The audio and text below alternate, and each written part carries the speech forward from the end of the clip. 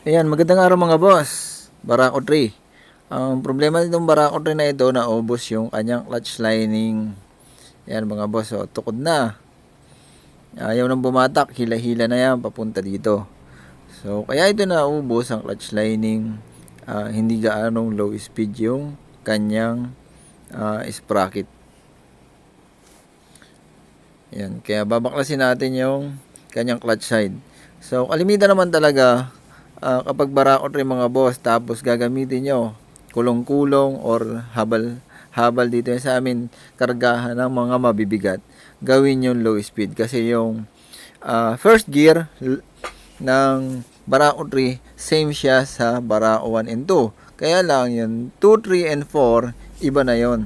Kaya mas maganda low speed yung sprocket para hindi agad maubos yung clutch lining.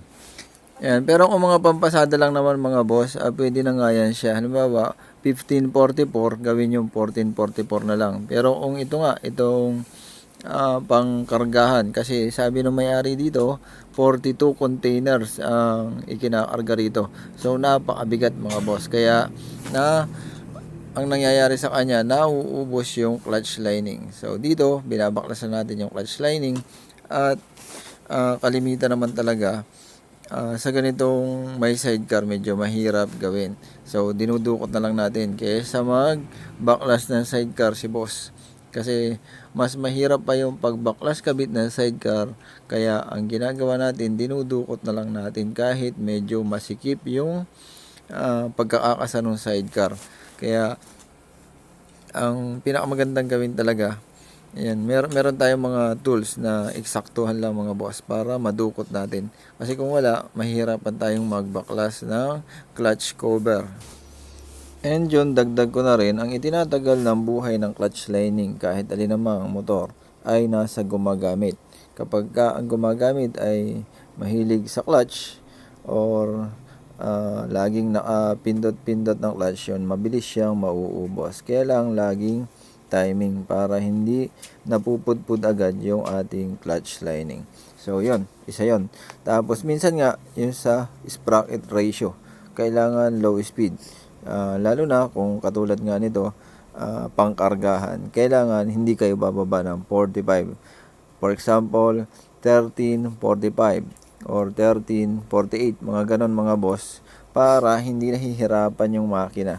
Kasi ito naman, malakas naman talaga to, kaya lang kailangan mo pa ring ihabol yung sprocket ratio kasi hindi tatagal yung clutch lining unang-una mga boss ang nasisira kapag sobrang bigat ng karga pero naka high speed yung sprocket niyo.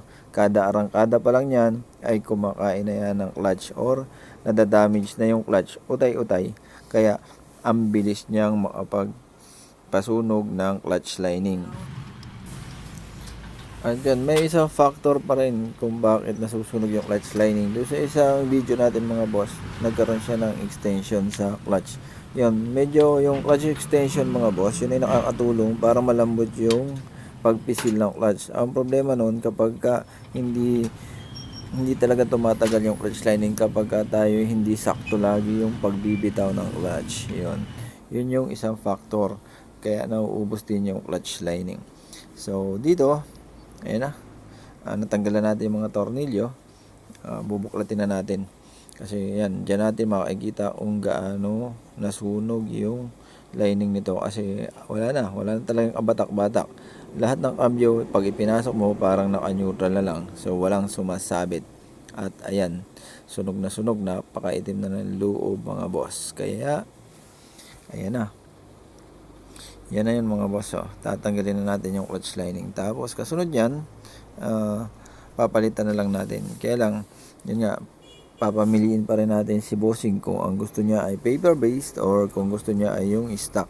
Kasi meron naman tayo dito paper based and then yung organic. Alin man doon ang pipiliin mga boss, yun yung ikakabit natin. Tapos pagkatapos natin kabitan natin ng clutch lining to, magpapalit tayo ng medyo low speed na engine sprocket. Hindi na natin gagalawin yung 45 sa likod, yung rear.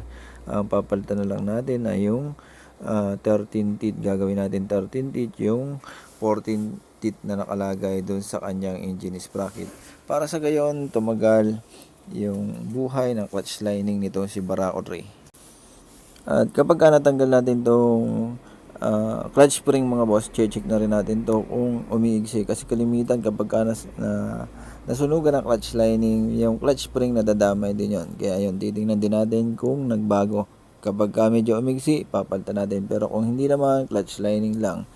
At ito, ayan sunog na sunog mga boss. Yung clutch plate, hindi na natin papalitan kahit medyo sunog. Nililinis lang yan. At wala namang nagiging problema kapag malinis yung pag-gawa natin.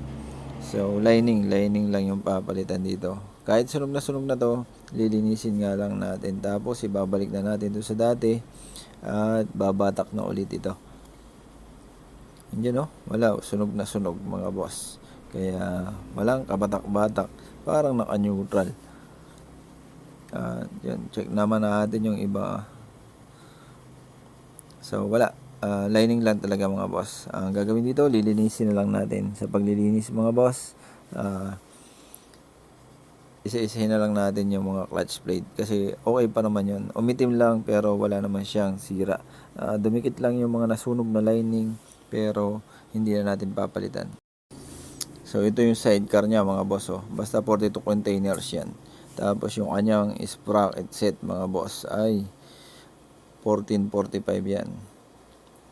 Yan, 45 yung likod.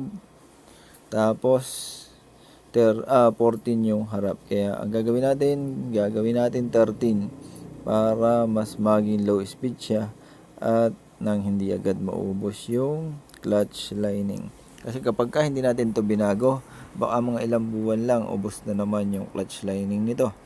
Kaya para na rin sa ikatatagal ng clutch lining ni Barako 3 kasi kitang-kita nyo naman talaga. Napakarami ng karga nito mga boss. Punong-puno ito sa 42 containers. Kaya ang dahilan nito mga boss ay napakabigat lagi ng karga. Kaya yan, ito na. Yan na yung lilinisin natin. Pag alinis niya mga boss, tapos na yon. At hindi ko na pinakita.